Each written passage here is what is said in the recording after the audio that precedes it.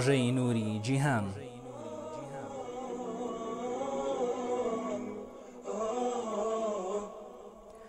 پەرتووکی چل فەرموودەی خۆشەویست صلی الله عليه وسلم ئامادەکردنی ستافی پرۆژەی نووری جیهان. فأتيت إلى حبيبي فاهدأ يا قلب ورفقا. لە بەرهەمەکانی ناوچەی شۆڕشی ڕێکخراوی گەشەپێدانی قوتابیانی کوردستان.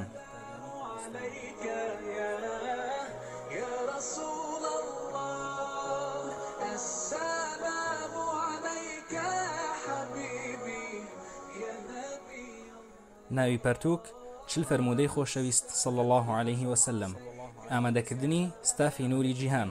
دیزایانی ناوەوە زەردەشتکاوانی، دیزایانی بەرگ ئیخلاص دیزاین، پێوانەی کتێب 17 24 سانتیمەتر، بابەت ئاینی.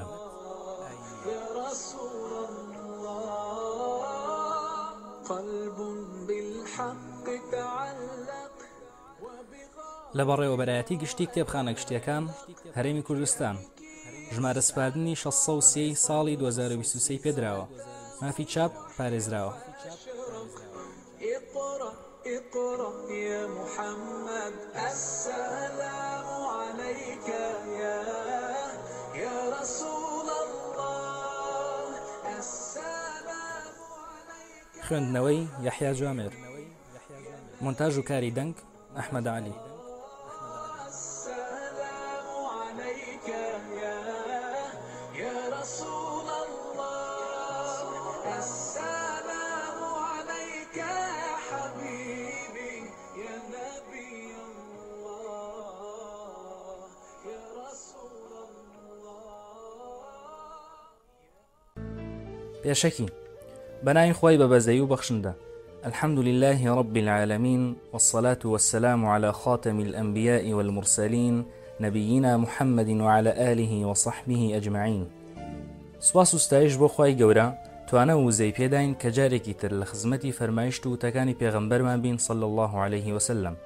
پرۆژەی نووری جیهان بۆ ساڵی 2023 بڕیاریدا خۆی بخزێنێتە ناو دڵەکان و تەزوو بە دڵماندا بهێنێت و ئیمانمانی لەگەڵ نوێ ببێتەوە و ببێتە ڕایەڵەیەک بۆ ژیانکردن و ئاوێتەبوونی لەگەڵ وتە و فەرمایشتەکانی پێغەمبەری ئازیزمان.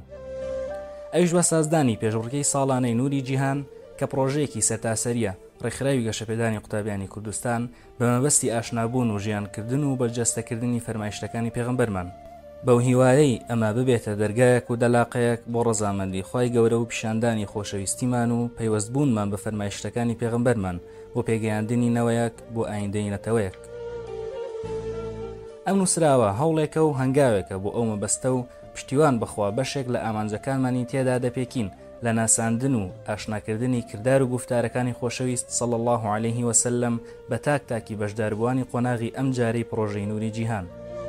پرۆژەی ئەم جارەمان لە دوو بەش پێک هاتووە. بەشی یەکەم بریتیە لە 31 فەرمایشتی خۆشەویستمان صلی الله عليه وسلم کە تیایاندا ڕێنماییمان دەکات و هانمان دەدات بۆ زیاتر دەستگرتن بە قورئان و سنەت و چەند ئەدەب و ڕەوشتێکی بەرز و پەسەند بۆ ئەوەی بتوانین تاکێکی تەندروست بین و سوودمان بۆ خۆمان و خانەوادە و کۆمەڵگەکەمان هەبێت. بەشی دووەم بریتیە لە 9 فەرمایشتی قودسی کە زۆر کاریگەرن بۆ ژیانی تاک و خێزان و کۆمەڵگا لەگەڵ بەراوردێکی چەند خاڵی لە نێوان قورئان و فەرموودەی قودسی. داواکارین ئەم کارە و گشتکارەکانی دیکەمان بۆ ڕەزامەندی خۆی بێت. هەرچی چاکە و پەسەندە هی خۆی پاک و بێگەردە، هەرچی خراپ و ناباشە لە ئێمەوەیە و داوای لێبوردن لەخوا دەکەین. سەرپەرشتیاری پرۆژە ماریا محەممەد فەرج.